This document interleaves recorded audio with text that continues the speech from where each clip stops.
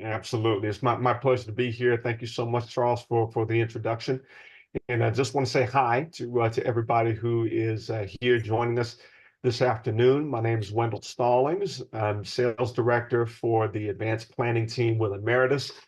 Been with Emeritus. I just celebrated my 7th anniversary with Emeritus last week, and it seems like it hasn't been that long, but it's been a great run that we've had with Emeritus. Great company. Love the culture and the people. Get a chance to work with folks like Charles and you all as well. So today, what I was asked to go through and talk about was strategies specifically that deal with the business owner market and solutions for business owners. And I'm going to take the tack specifically to talk about issues relating to employee retention, but specifically with key employees. A lot of times when you're working with a business, if you're in the business owner market or if you're looking to get into the business owner market, one of the key areas that's important for you to have a very good grounding of is understanding the interplay and the dynamics as it relates to needs for the business and that business owner relating to the key employees in the business. Every business that you would approach or talk to is going to have somebody in that business. And a lot of times it's usually more than one person. A lot of times it may be a key group of employees. Maybe sometimes they'll get together for staff meeting or whatnot. But it's usually more than one person that has a key and pivotal role in the success and the profitability of a business. And so for a business owner, it's very, very important for them to have structures in place to maintain those key people in service with the business as opposed to having them go someplace else. So over the next roughly hour, we're going to be together and we'll talk about some of these strategies that involve utilizing what we call golden handcuffs to retain key employees, how that can be a benefit to the business, and also how that can be a benefit to you as well in bringing these solutions to your business owner prospects and clients. Of course, we have our wonderful disclosures that our compliance department always loves us to go through and show.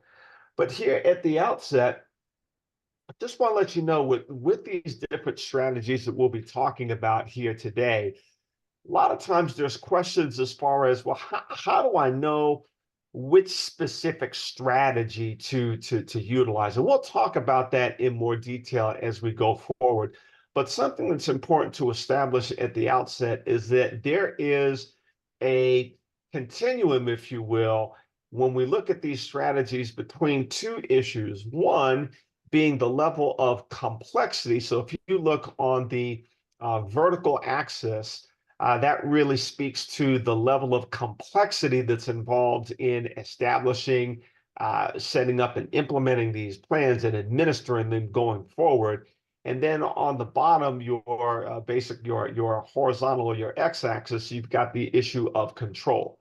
Those are really going to be the two main determining characteristics that dictate what specific strategy you're going to use. And so as you go up vertically, that indicates that the level of complexity with that strategy is going to increase. And as you go from left to right on the horizontal axis, it means that the greater level of control that would be exercised by the specific business. So the strategies that we're going to be talking about primarily, we're going to be talking about executive bonus plans.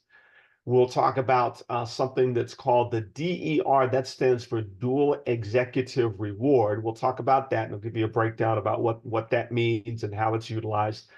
We also have another strategy that's called SPORT. That SPRT stands for Supplemental Platinum Recovery Tactic. And then you have non-qualified deferred compensation. So for each of those, again, there's a continuum between the level of complexity that's involved in implementing those strategies and also the level of control that they afford for the business owner. Now, this is a picture here of an offshore oil rig. And the reason I put this here, I myself, I actually grew up in Louisiana. And one of the industries that's very big in Louisiana is oil and gas drilling, oil and gas production, petroleum. It's a very big industry. A lot of times you have in the Gulf of Mexico these very large oil drilling platforms that will that will drill for petroleum. And so my father actually worked on one of these types of platforms for many years after he retired from military service. And it's interesting when you think about the work that's done on these oil platforms. It's very dangerous work.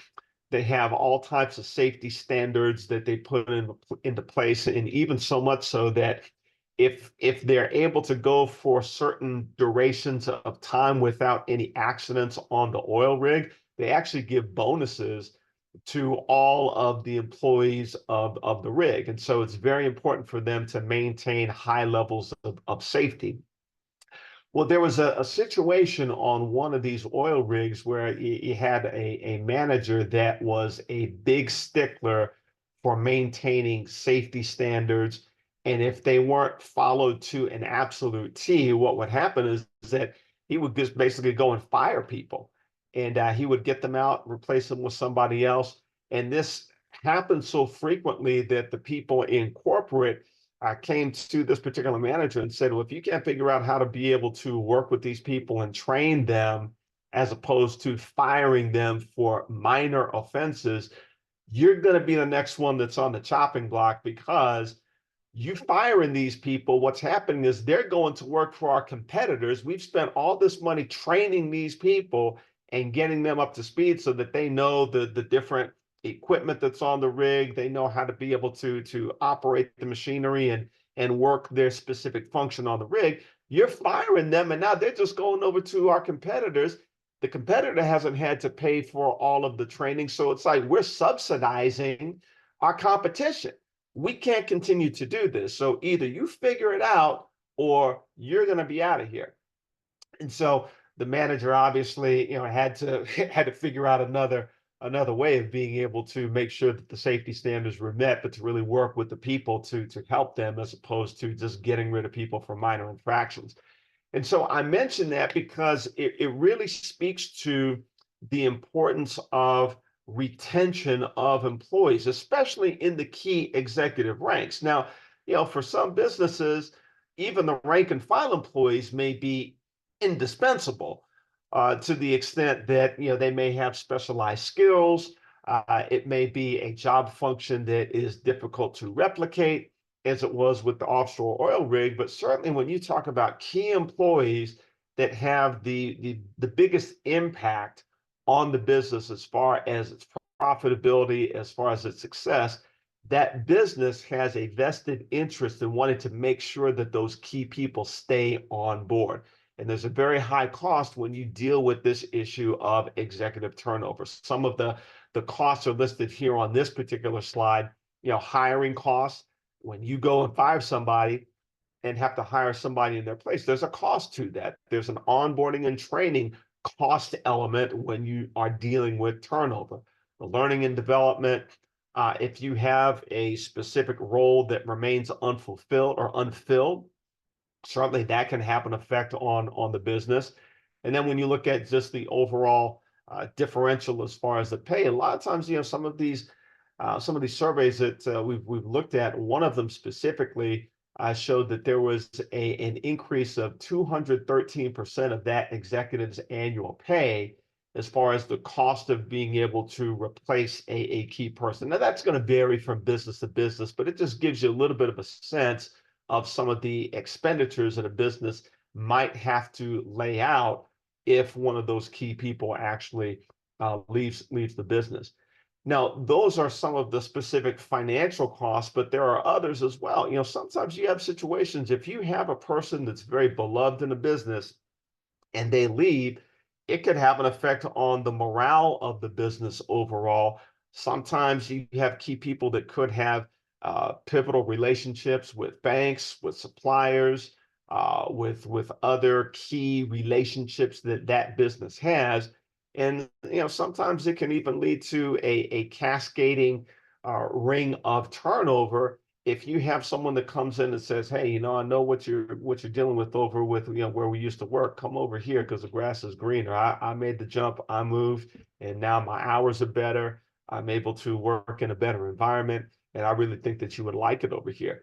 These kinds of things happen. And when you have those situations where you have potential cascading turnover, in the end, it is going to lead to a detrimental effect to that business and lower sales, lower profits, lower morale, and other potentially devastating consequences, depending on, you know, to what degree the turnover and the lack of morale really sets in. So all of that to say that, again, it's very important and it's pivotal for a business owner to really make sure that those key people that are in the business stay in the business and remain in service. For a key employee, I think for the most part, we understand who a key employee is, but I'm just going to give a quick definition. That employee that makes the greatest impact on the profitability and sustainability of the business. Could be anybody in a restaurant, could be an executive chef. If that person leaves and the quality of the food goes down, word starts getting out, hey, the food's not as good over here as it used to be. People stop patronizing the restaurant and revenues go down. Could be a head of sales.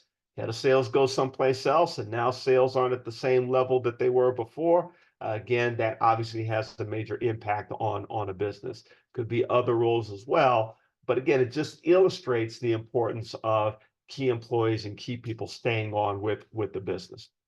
So let's look at some of these specific devices that a business owner can use to be able to incentivize those key employees, those indispensable employees, to remain in service with the business.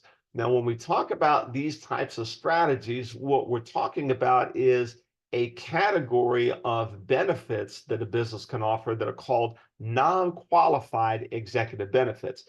Now, that differs from qualified plans, things that are offered to just rank and file employees and just everybody within the employee population. So a lot of businesses, as a key benefit that they offer, is a 401k retirement plan. That's commonly offered with a lot of different businesses. A 401k would be an example of a qualified plan. It's governed under the ERISA legislation from 1974. And basically, everybody that is eligible to receive that benefit within the employee population must be offered that benefit. With non-qualified executive benefits, it gives the business the opportunity to offer these specified perks to specific employees without having to offer it to the entire employee population. So when we talk Wendell, about— quick question. Yes, absolutely. And I don't know if this is off topic at all, but with the qualified and non-qualified plans, are those eligible for this new thing that I'm seeing, these MEPs and PEPs? Yeah, MEPs and PEPs, those are multiple employer plans. That typically is not going to be a non-qualified benefit. That is, it's basically when you have a group of disassociated businesses that decide to come together to offer a retirement benefit for their employees across the board.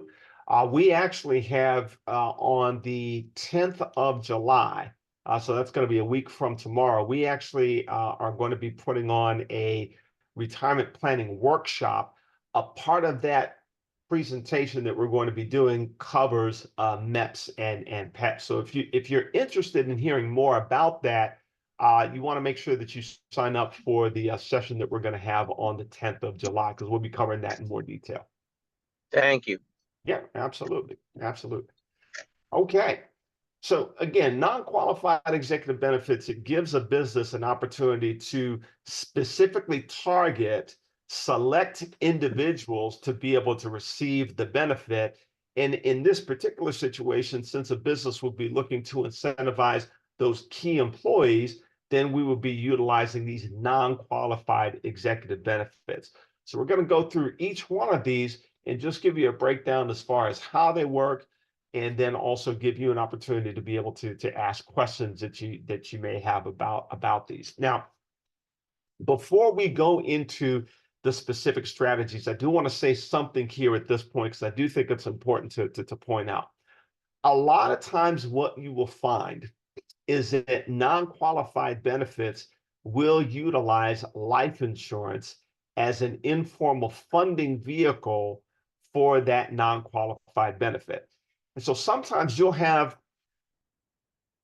people in the business, the key employees that are the beneficiaries of this type of plan, that they may scratch their heads and ask, well, why are we putting this money into life insurance? Why don't we get mutual funds or maybe some type of individual stock or something that may have a little more pizzazz to it?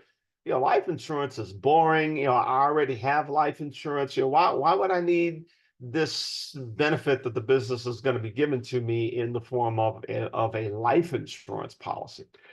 And what's important to understand is that sometimes in these situations, it can be a benefit to provide some additional training and understanding, not only on the side of the business that's offering the benefit, but also to those employees that would stand to be receiving the benefit as well. Because a lot of times you do have people who will scratch their heads and say, oh, life insurance, I don't know why I want this. And so I want to just for a brief moment illustrate the importance of why life insurance, and specifically permanent life insurance, is a very well-suited asset to be able to utilize for these non-qualified executive benefits. Usually when we talk about these non-qualified benefits, they are directed towards that key employee's retirement. They're monies that are being set aside at some future point with the eye that this is going to be a part of the asset mix for this key employee's retirement in the future. When you think about an employee retiring, or really anybody for that matter, most people, when you talk about retirement and monies that they have set aside for retirement, most people have their assets in one of two buckets. Either you're talking about taxable instruments. These are things like if they have money in a CD, if they have just a savings account, if they have maybe they have investment real estate and they're receiving rents from their real estate on an annual basis, they got to pay tax on that every year as the interest or as the rental income or whatever the income is that's being generated from those assets. As that is accruing, they've got to pay tax on that year over year. Now, you've also got a category where we talk about these tax deferred vehicles, and these are things like the 401k, like we talked about earlier. If somebody's got, maybe they don't have a 401k, maybe they got a 403b or some other type of defined contribution plan, or even if they've got an annuity. Annuities as well, these are tax deferred instruments, meaning that as money grows in those accounts, a person is not taxed on those values year over year, but at some point in the future, when they decide to actually take a distribution of the monies in those accounts, it's at that point that they get taxed. So most people, again, they're going to have money in either a tax deferred or a taxable instrument. But a lot of times people don't necessarily have the same type of focus as far as accumulating monies for retirement in a tax exempt or a tax-free bucket. And that's the little kind of triangle that you see at the top there, or at least the top of this triangle here that we're showing. And so those assets, those are things like Roth IRAs. If a person has their income in such a fashion that they qualify for regular contributions to a Roth IRA, they pay that with after-tax money, but as long as it stays in for 5 years and they wait till 59 and a half, any accumulation or growth in that account, they're able to take distributions tax-free. That's a good thing. Muni bonds, operates, same kind of principle. Those are not taxable as far as the interest income. But one other asset that's categorized in a similar fashion is cash value life insurance, because the values that grow inside of a cash value life insurance policy are not taxed. So it's tax deferred, but at the same time, the monies can be distributed or accessed without having to pay tax, as long as the policy is not a modified endowment contract and any withdrawals that are taken are not in excess of the policy's cost basis. So if it's done properly, you can actually you can grow money without paying tax, and you can also distribute money from a life insurance policy without paying tax. And so when we look at these non-qualified benefits, it's a great way of being able to achieve what we call tax diversification.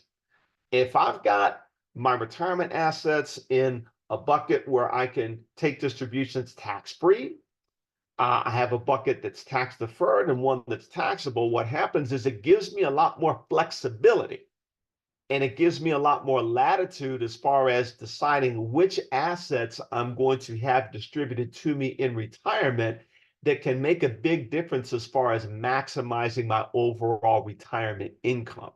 So one of the biggest assets that you can use to put in that tax-free bucket is cash value life insurance. And so that's why, again, when we talk about these different types of strategies, oftentimes they will use life insurance because, again, monies go in tax deferred, unlike an annuity. If you have a business that owns an annuity, the overall annual growth in that annuity gets taxed on a year-by-year basis. So again, life insurance really is a very well-suited asset for these types of plans. So if you're able to impart that to a business owner and to the specific employees that would stand to benefit from the plan, that can go a long way as far as gaining additional buy-in for the plan overall. Looks like Alex has his hand up. Alex, do you have a question? Sorry, it's Gil. That's my husband's name. But Okay. so you're saying that for business owners, one of the best investments to make is life insurance versus all. I mean, obviously they're all good investments, but life insurance is the one that is a tax exempt or tax free investment. So that would be something that you would highly recommend to a business owner. Yeah, if they're looking to implement a golden handcuff strategy for a key employee, a lot of the strategies, the main strategies that are typically promoted in the marketplace do utilize life insurance as the informal funding vehicle. One of the other reasons that life insurance is used is, let's say if that key employee, heaven forbid, if that person dies prematurely, if it just in a normal sense, let's say if you had a 401k, and I've got a 30-year runway that I'm looking to accumulate money for retirement. If I die early, I'm not going to have the benefit of all those years of contributions and growth to be able to get me to the nest egg that I would have had over a period of 30 years if I die 5 years in. So, the money that would have been accumulated is not going to be available for my family. But if I have a life insurance policy that's connected to the retirement plan as well, then what happens is that can help to provide a percentage, a large percentage, or maybe even the whole amount as far as what I would have anticipated that I would have had over that, say, 30-year time horizon to be able to provide a lump sum for my family. So that's another reason that life insurance is a very well-suited vehicle for these types of golden handcuff strategies. Now, let's go forward and let's talk about some of these specifics. One of these, and I would say this would be on the continuum of control and complexity. This would be one of those that is one of the simplest plans to implement, but at the same time, it gives the business owner the least amount of real control as a key executive benefit. So let's talk about this for a little bit, and we'll discuss how this specifically works and the mechanics. This is called a Section 162 executive bonus arrangement or executive bonus plan. 162 comes from the section of the Internal Revenue Code that governs these types of plans. And so it works essentially as a simple bonus that is given to the employee, but it can be given in different forms. Now, a business owner could always just give a cash bonus to an employee. And to the extent that that bonus is considered quote unquote reasonable, which there's no real hardcore bright line objective standard that the IRS establishes for what is considered reasonable compensation. But as long as that bonus is deemed to be reasonable, what happens is the business can actually take a tax deduction on the amount of the bonus compensation to that key employee. The key employee, for his or her part, would recognize those dollars as additional income, and they would have to recognize that on their 1040 tax form when they file their taxes in April. Now, in addition to a cash bonus, a lot of times when we talk about these executive bonus arrangements, again, like I mentioned before, life insurance can be utilized as well. And so oftentimes what you'll find is that a business will purchase a life insurance policy that will actually be owned by the key employee, but the business is actually paying the premiums. And so as such, those premium dollars are considered bonus compensation to the key employee. So the key employee will recognize the dollars that the business is paying as premiums as additional income, and then the business takes a tax deduction. Now, one of the other things that a business can do if they want to be generous is they can bonus an additional amount. They can actually increase the bonus to such a degree that the total aggregate bonus will cover not only the premium, but also the tax on the aggregate bonus in the whole, so that the employee's net out-of-pocket cost is zero. That's a strategy that's called the double bonus that sometimes can be used, again, if a business wants to be generous and demonstrate additional goodwill. So the key employee owns the policy. They recognize the income from the premium payments by the business. The business gets a tax deduction, and then that contract belongs to the key employee. Now, the reason why it's not as strong of a golden handcuff is specifically because the key employee owns the policy. If they decide to walk, and if they get an offer from another business, the grass is greener on the other side, they can just walk, and they have ownership of the policy, so they can take the policy, the cash values, and just go and decide to go to another business. Now, obviously, if they decide to do that, the old employer is not going to continue paying the premiums on that policy. The key employee is going to have to pick up the tab on that, but they do still have the freedom to be able to go and retain the life insurance policy. So sometimes what is done to make it a little more of a true golden handcuff is that there can be restrictive language that's integrated into these 162 bonus plans. And what do I mean by that?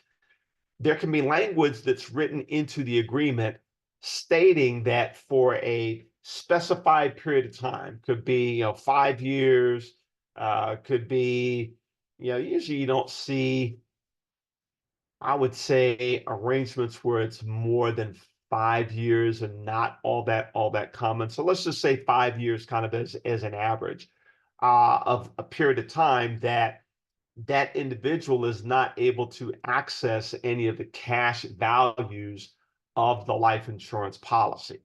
So even if they did leave in a certain period of time or within that time frame, they still would not be able to have access to the cash unless they got approval from the originating employer to be able to do so. So that's a little bit of a stronger tie, but it's still not ironclad in that if that key employee decided to leave, even if they can't access the cash values now, they still have ownership of the policy, and eventually they will be able to do so. But again, it's Question, Wendell. Yes. Could this be used instead of a solo 401k? Or in tandem with? Yes, you could use it in tandem. As far as using it in lieu of, remember that this being a non-qualified plan, there's no, well, there is a tax deduction, again, because of the arrangement of the premiums.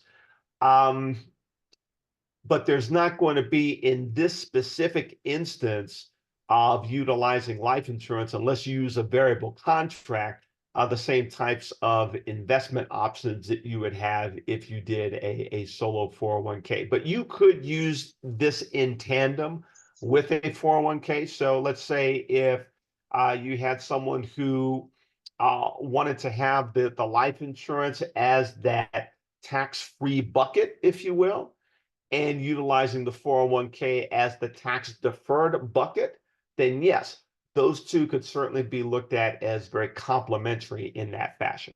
So yes. Does that help? Thank you. Absolutely. Okay, so let's go forward here. Hey, before you go forward, Rosalind has a question in the chat. Okay, and yes. she wants to know, I think she's having audio issues. How do you apply those restrictions? Like the 5-year restriction that you mentioned. How do you apply those restrictions to the section 162 bonus? Yeah, so the way that those are applied, there is a specific restrictive covenant that is connected to the actual life insurance policy. So there's a record on file with the life insurer's home office that restrictive covenant is in place to alert the insurance company that there are restrictions as far as access to the cash value. Typically, that's going to be something that is contractually stipulated. So when the 162 bonus arrangement is made, as far as within the specific contract of such, there'll be that language that restricts the access of the cash value. And again, the covenant language will also be placed on file with the insurance company so that the home office will not release those funds unless the conditions that are outlined in the covenant are adhered to and met. So hopefully that helps and answers that question. Thank you. I missed most of it. I'm having some issues, but I'll get it on the replay. Okay. Sounds good. All right. For time's sake, I'm going to go ahead and go forward because I know we've got a few others to hit here before we get to the end of our time. All right. So deferred compensation and CERP plans, supplemental executive retirement plans. These are, I would say, at the top end in terms of complexity, but also at the top end in terms of control. These types of plans offer the greatest level of control for the business, but they also involve the greatest level of complexity. So with a deferred compensation plan, you've got really two flavors of deferred comp. You've got something that's called a salary reduction plan. And this is in situations where you've got a key employee who, let's say it's somebody who is in a state, maybe they're in California, and it's a very high tax state. They're getting hammered with taxes, and they're specifically looking to defer some of their pay so that they are not taxed to such a high degree. So if you've got somebody who is maybe making such an amount where it's pushing them into the highest marginal tax brackets, they can say, hey, I'd really like it if you deferred some of my pay so that I'm in a lower tax bracket, and I'll just get that on the back end. Maybe when I retire or after a certain period of time, I'll be able to receive that money. So it's basically an income shifting strategy. They shift income from the present to some later point in time to create a lower aggregate taxable liability over time. Now, the way this works is for the deferred compensation, whether it is a salary reduction or salary continuation plan. That's a plan where they don't necessarily reduce your salary, but they basically have extra money that key employee will be given at some point in the future, usually in their retirement years or after they finish service with that specific employer. Now, oftentimes for deferred compensation plans, life insurance will be used as an informal funding vehicle for the reasons that we talked about before. The tax deferral on the growth of the cash values, the tax-free death benefit if that key employee were to die prematurely, and the ability for distributions to be taken from the life insurance free of taxation as well. Now, when retirement benefits are paid in a non-qualified deferred compensation arrangement, it's at that point in the future that the business gets a tax deduction. So this is different from a 162 bonus plan. In a 162 bonus plan, the tax deduction to the business is immediate.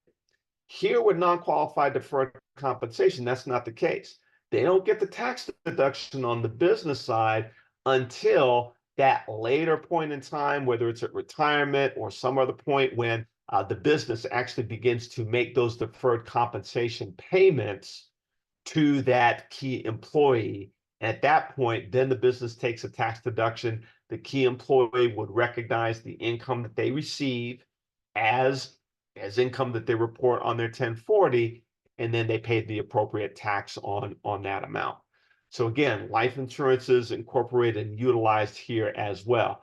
Now, there is something that's important to make note of with non-qualified deferred compensation arrangements, is that there is what's called a substantial risk of forfeiture that comes into play. What do I mean by that? What I mean is that in order for the money that is informally attributed to that key employee to not be subject to tax, that money has to be subject to a risk of forfeiture, meaning that there's a possibility that the key employee could actually lose the money and never receive it. That's what has to happen in order for them to not recognize that as money that they would have to pay tax on immediately.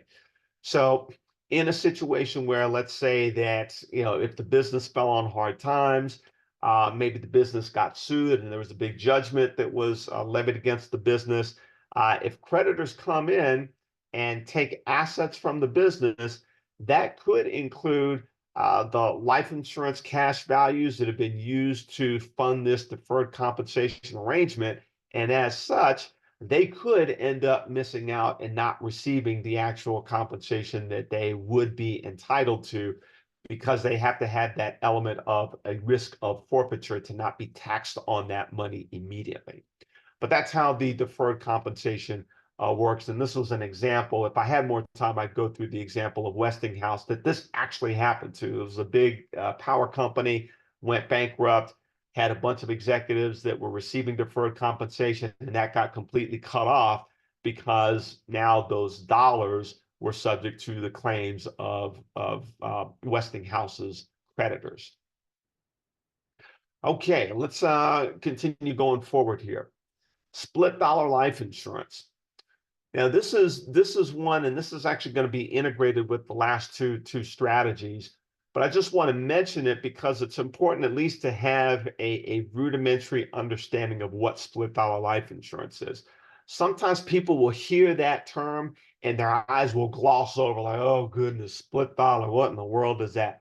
I don't want you to be intimidated by the industry lingo or the jargon with this. I try to simplify it. All it is, when we talk about split dollar life insurance, all it is, it's simply a way of being able to pay for life insurance where we're using, it's usually an arrangement between an employer and an employee, but we are using the party that has the deeper pockets to pay for the life insurance, and then the benefits of the policy are being split between the employer and the employee. That's all it is. It's just a way of being able to pay for life insurance. It's not a type of policy. It's not a type of insurance. It's just a way for being to be able to pay for the life insurance. So I'm going Is that what Michigan did for Jim Harbaugh? Correct. Yes. Yes, they did. And that's actually an example I'm going to get to a little bit later with the last strategy. But yes, they utilized the split dollar life insurance strategy where the university that had the deeper pocket was paying the premiums, and then the benefits were being split between the university and Harbaugh. But yes, that is right on point. Okay, so when we talk about split dollar life insurance, there's two different classifications or categories of split dollar. You have, on the one hand, you have something that's called an endorsement split dollar arrangement. And these are used in situations, and these are both IRS categories. So whether we're talking about an endorsement split dollar arrangement or whether we're talking about a collateral assignment split dollar arrangement. They're both considered split dollar, but they're two different categories that are designated by the IRS depending on who owns the policy. So if you have the employer that owns the policy, then the split dollar arrangement would be categorized as an endorsement split dollar arrangement. If the key employee owns the policy, then that split dollar arrangement is called a collateral assignment split dollar arrangement. Now, for time's sake, I'm not going to go into all of the specifics and the minutia of why they're called, what they're called, and all of the different, I guess, features of these arrangements. But just to understand for our purposes here, there's two different types, and they're predicated on who owns the policy. So now with that, we're going to talk about the third strategy, which is called the dual executive reward, or for short, we call it DER, D-E-R. Now, this is a golden handcuff arrangement that utilizes two specific agreements. The first one is a bonus agreement. It's just a regular stay bonus. So let's say, since Alonzo has asked a few questions here, we're going to do a little bit of a role play, Alonzo and me. So let's say that Alonzo is working with my business, and I say, hey, Alonzo, I really appreciate just everything that you bring to the table with our business here. You've been a key contributor and a valued member of our leadership team. We want to do something that is special that we're only going to make available for you. If you stay on with us for the next 10 years, we're going to make an additional payout to you. We're going to give you a big fat check for $750,000 if you stay on with us for the next 10 years, another $750,000.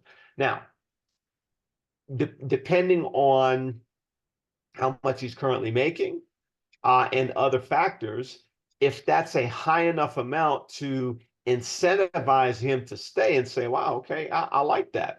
Yeah, I'd stay on another 10 years and I'll be getting another $250,000 that I can sock away and have set up for my retirement. That sounds good to me.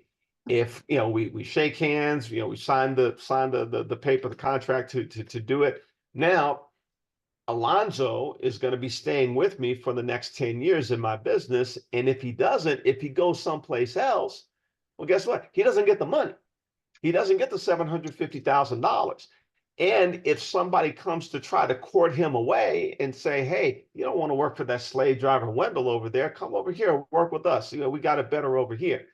More than likely, he's going to try to negotiate a $750,000 payout because that's what he's giving up and sacrificing if he leaves me. That other employer may not have in their budget another $750,000 to be able to pay to Alonzo. Now, Alonzo, he's a very valuable employee. He's a valuable commodity in the market. So maybe they will have that money set aside and be willing to fork over that kind of money. But there may be other employers who won't. At the very least, it's going to make another employer pause and think twice before they're going to want to take him away from me. And it's also going to give Alonzo pause. And it's going to make him think twice before leaving if he knows that he is going to be giving up $750,000 or whatever the amount is that's going to cause that key employee to say, do I really want to leave and give up this money that I got over here if I just stay X amount of time? So that's the whole purpose of the golden handcuff. So the first agreement is just a simple stay bonus. If you stay with me, you're going to get this bonus. The second agreement is a split dollar agreement with the life insurance. And the life insurance policy is owned by the employer. And so the employer owns the policy. And as a result, if Alonzo, in our example, if heaven forbid, if he passes on prematurely, before the 10 years, there's a portion of that life insurance death benefit that's going to go to his family.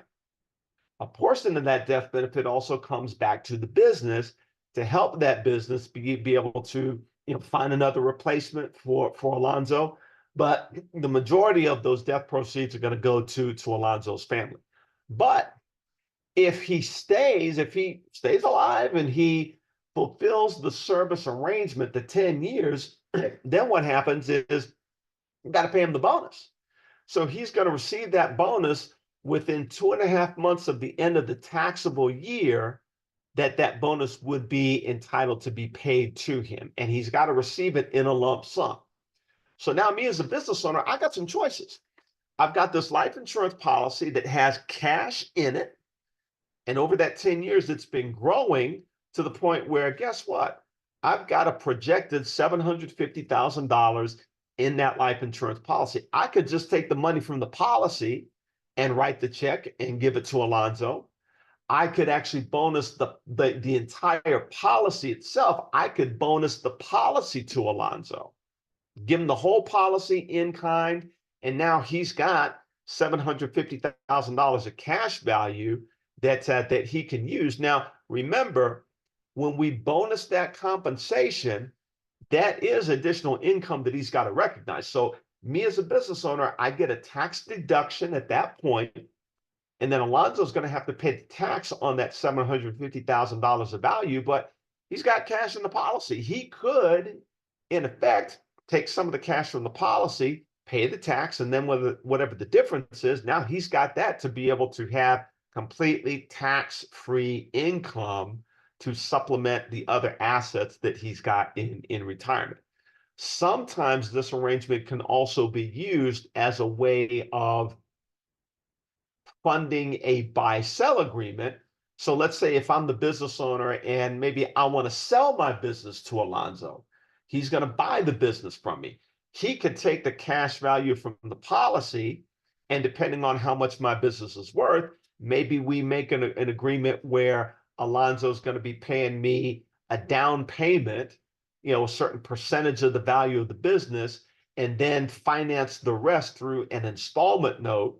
And then, he just basically takes our revenues from the business to be able to pay me, the business owner, and be able to pay off the note over time. But then, Alonzo has full ownership of the business. So sometimes that can be done as well. The point is, it gives a lot of flexibility and latitude as far as how to benefit the key executive, how to benefit the business so that that key executive or that key employee remains in service.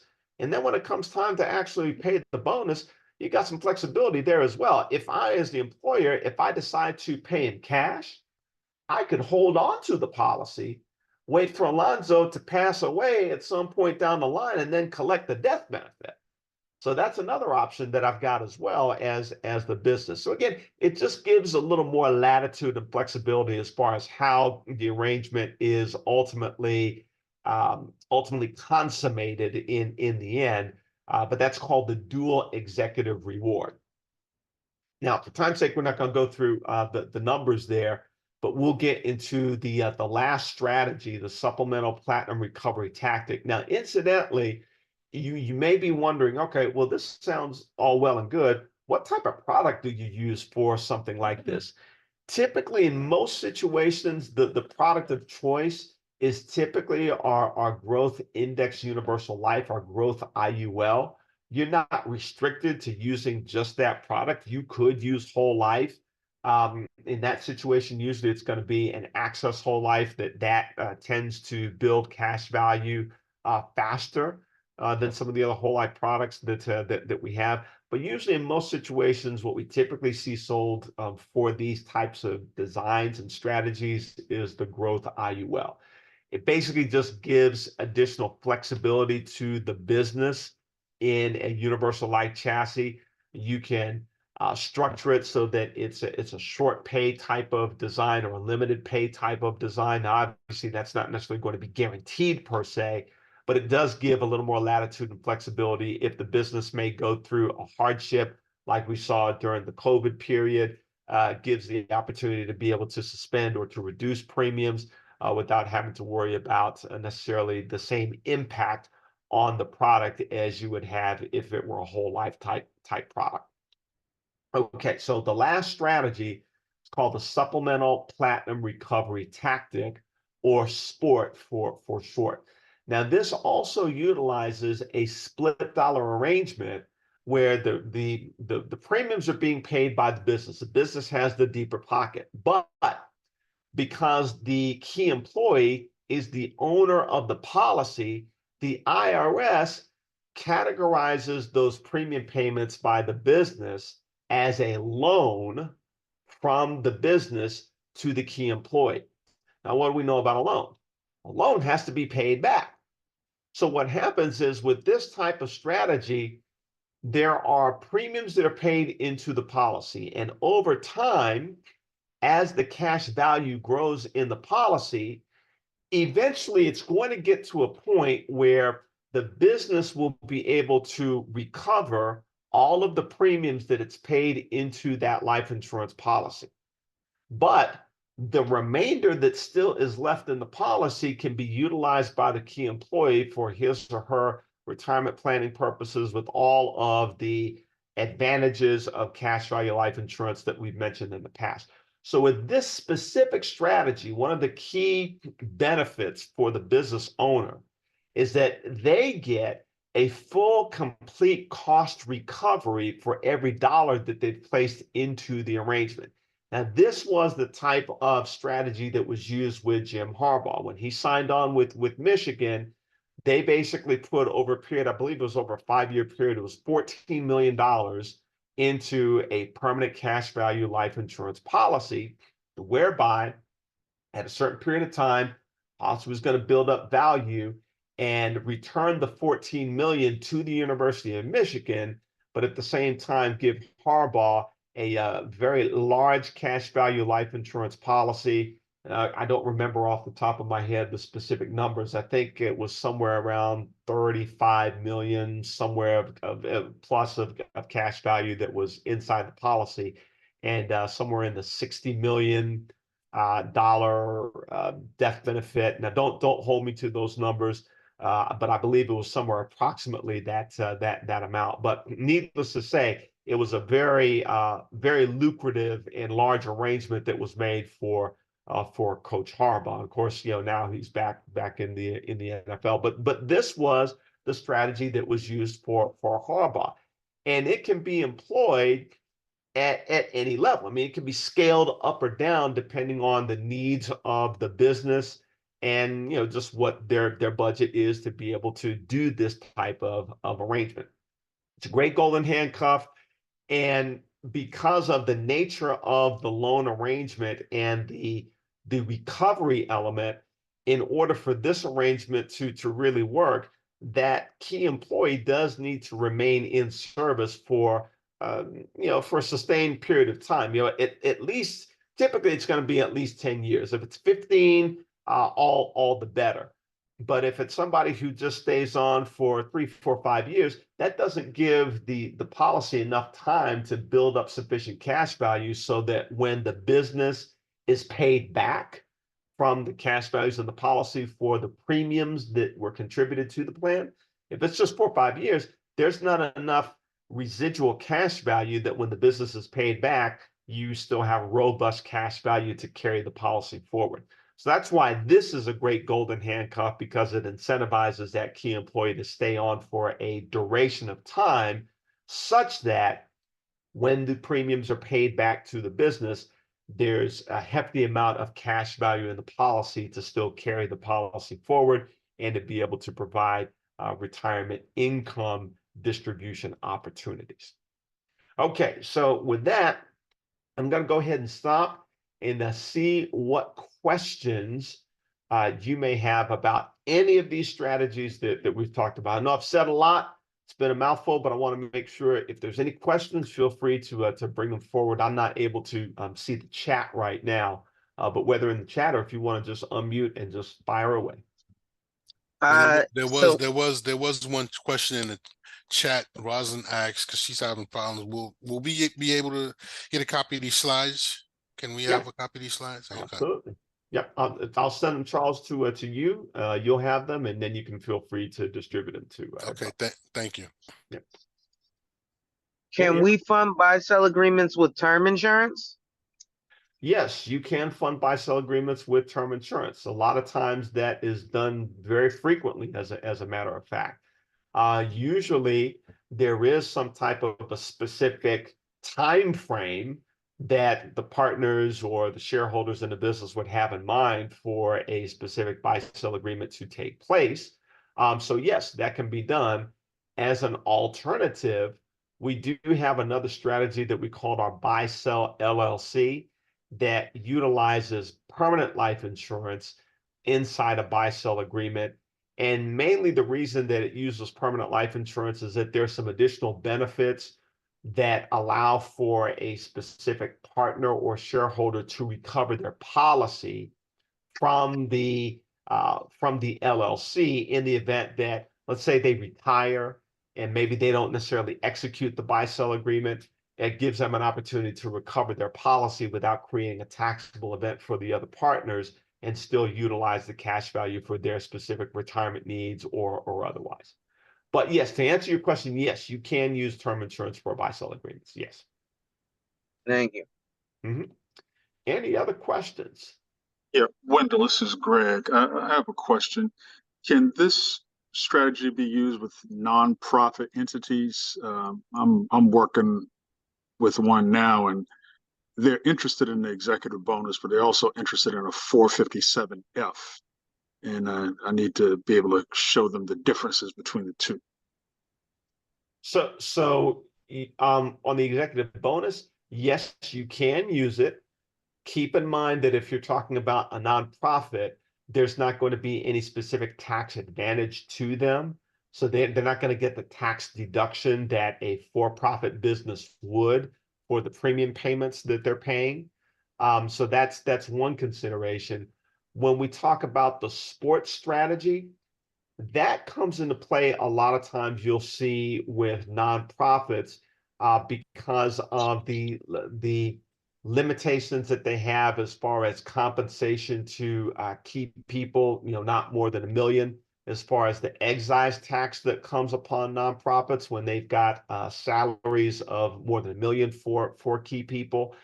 The loan-based split out, the sports strategy allows them to be able to get around that because they can utilize those loan arrangements to be able to put high dollar amounts into life insurance, and a loan is not considered taxable income. So it's a way of being able to provide a robust compensation package to a key employee in a nonprofit without exceeding those limitations that would create an additional excise tax. Thank you. Yeah. Any other questions? Yeah, just how would someone new getting started and, you get into the situation, how do you, what's the best way to determine, okay, which one should I use? There's 4 here. I know the Section 162 seem to be, I guess you would say the easier of them, but not necessarily is going to be the best, but how will we know, okay, this is, I think, and I know you have some videos. I think you mentioned there was some videos that you could send to clients. And we do. Yeah, we have client approved videos specifically for the dual executive reward and for the sports strategies. But I would say, if you have a good fact finder, we also have one. It's called our business planning fact finder that I can make available to you as well. I'll send that to Charles and he can forward it on, along with the other videos for the dual executive reward and the sport. But I would say, if you do a good fact find and you want to come back to us within advanced planning and say, hey, I've got this case, here's the fact pattern, here are the things I was able to uncover in a fact finding meeting. And, they do have some concerns as far as how to be able to retain the services of their key employees, then I would say just give us a call and we can go through and have a case consultation over the phone or via, video chat. And we can go through and talk about the case and do some analysis and looking at the specific fact pattern and just making a determination as far as, which strategy is going to be the most suitable for them based on what they've expressed as their needs, desires, budget, but also the makeup of those key employees and level of complexity that they want to be that they would want to integrate, levels of control that they would want to be able to maintain. But that's just a situation where you can come to us and we can do a consultation. Now, it may mean that you would need to go back and ask some additional questions to the business owner, but that's fine. That's just a process of discovery, because we want to make sure that we're getting all the requisite information to be able to make the most suitable recommendations to them as far as how to address the deficiency that they have. Awesome. Thank you so much. You got time for one more question? Anybody else? Or okay, great. So I want to thank you, Wendell. At least we don't have to be the expert, right? And this is definitely not a one sit appointment. This is multiple. This is 3, 4, 5, 6, maybe could have gone for months, maybe even years sometime to get this type of case going. So it's good that we can identify who the type of clients and call your team, and then you can help us figure out which one will be the best for them, right? Absolutely. So with So that said, if you need our number, the number to be able to reach our team is 800-319-6903, and it's option 2. I'll also send this to Charles, so he'll be able to forward all that on to everybody else. But I'll make sure that you also have a copy of the roster, all the people within the advanced planning team, and our distinct extensions and numbers. So if you want to reach us at any time, you'll have that information as well. awesome. All right, thank you so much. I appreciate you, and have a great day. A good 4th of July weekend with the family. Absolutely. All You right, all do take the care. same. All Take care right, now. take care. Bye-bye. Bye, guys.